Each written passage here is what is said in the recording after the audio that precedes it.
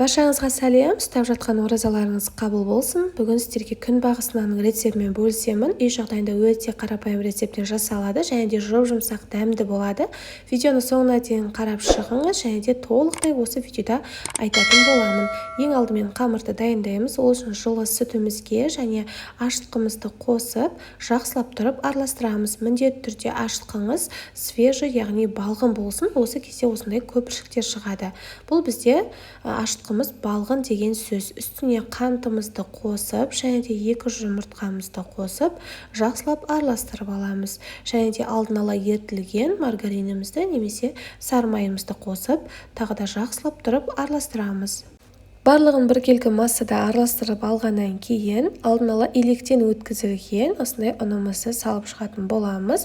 Ең алдында осындай қасықпен араластырып аламыз. Өйткені қолымызға қазір жабысып қалмас үшін осылай қасықпен бірінші араластырып аламыз. Қалған ұнымызды салып, қолымызбен біріктіріп, сонан кейін жұп-жұмсақ қамыр илейтін боламыз. Қамырыңыз сондай жұп-жұмсақ болып шығады, қолымызға кішкене ғана жабысады. Видеода көріп тұрғандарыңыздай ыдыстағы барлық ұндарды осылай алып аламыз. Және де үстіне кішкене ғана сұйық майымызды құйып, астына, үстіне және де ыдысқа барлық жеріне жағып шығамыз. Сол кезде біздің қамырымыз өте әдемі көтеріледі. Бетінен пищевой пленка немесе осындай пакетімізді салып, қақпағын жауып, жылы жерге 1-1,5 сағатқа қалдыратын боламыз. Бетін осылай жабуды ұмытпаңыздар, міндетті түрде жылы жерде тұруы қажет. Шамамен 1 сағаттан асқан соң менде қамырым көтерілді. Қараңыздар, осылай ыдысқа полный, яғни ыдыстың жоғарына дейін әдемі болып көтеріледі. Май жаққанның арқасында қолымызға жабыспай өте әдемі болып көтеріледі.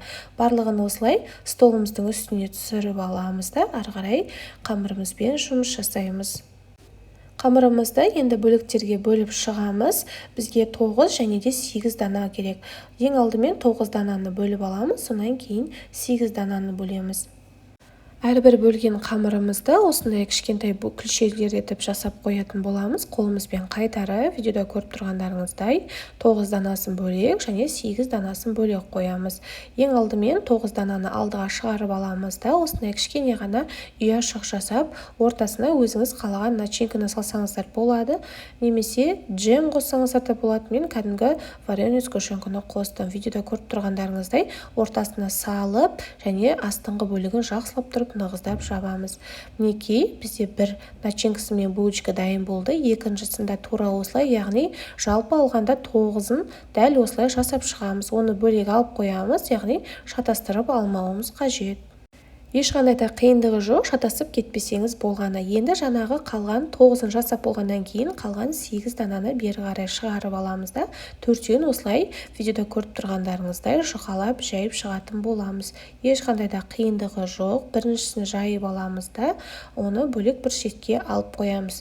Үстіне сұйық майымызды осылай қатты көп жақпаймыз, әдемілеп жағып шығамыз да, және дәл сондай көлемде болатын екінші қамырымызды да тура солай жайып шығамыз. Оны жайып болғаннан кейін бірінші қамырдың үстіне орналастырамыз, яғни бір-біріне жабыспайтындай, ортасында сұйық май болғаннан кейін бір-біріне жабыспайды.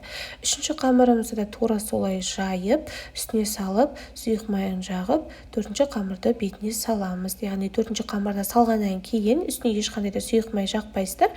Оқтаудың көмегімен төртеуін бірге әдемілеп созып, кішкене үлкендеу етіп жайып аламыз. Бұл қамырлардан біз қазір гүл тәріздес көлемде жасайтын боламыз. Сонан кейін пышақтың көмегімен видеода көріп тұрғандарыңыздай 8 бөлікке бірдей етіп бөліп шығамыз. Осындай пышақпен бөлсеңіздер өте оңай. Барлығын жақсылап бөліп, және де видеода көрсетілгендей тағы да ортасынан осылай кесіп шығамыз. Жақсылап тұрып кесіңіздер, арасына қазір біз қамырды салатын боламыз. Енді сіздерге күнбағыс нанның гүлі қалай жасалатынын көрсетемін. Ешқандай да қиындығы жоқ. Қамырымызды алып, жаңағы ортасынан тескен кесікке осылай қамырды ұшын ішіне қарай кіргізіп, қайырып шығарамыз. Міне кесікке екінші рет тағы да көрсеттім, түсінікті болу үшін. Ешқандай да қиындығы жоқ. Тура осылай бізде 8 данасы шығады. Ең соңғы қалған 4 қамырымызды да жаңағы гүл сияқты қылып бірінің үстіне бірін салып, арасына сұйық май жағуды ұмытпаңыздар. Және де 8 бөлікке бөліп, ортасын кесіп, тура жаңағыдай гүл етіп жасап шығамыз. Сонда бізде бар болғаны 16 гүл және 9 осындай дөңгелек нандар болады. Пергамент қағазымызды жайып, ең алдымен осы дөңгелек қамырларымызды орналастырамыз. Ең алдымен 4 бұрышына 4 қамырды жайып, және ортасына біреуін қалдырамыз, яғни айналасына 8, ортасына 9 болады.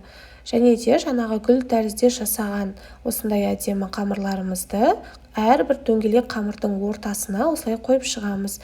Қалған тағы да 8-ін оның үстіне қойып шығамыз. Мінекей видеода барлығы түсінікті деп ойлаймын.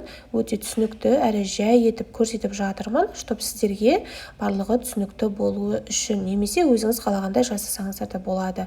Ең соңғы дөңгелек 9-шы қамырымызды тура осылай ортасына қойып шығамыз. Және де бетін целлофанмен жауып 20 минутқа бөлме температурасында қалдырамыз. Бізде жақсылап тұрып көтерілуі қажет. Егер жақсы көтерілсе, сізде булочка сияқты болып шығады.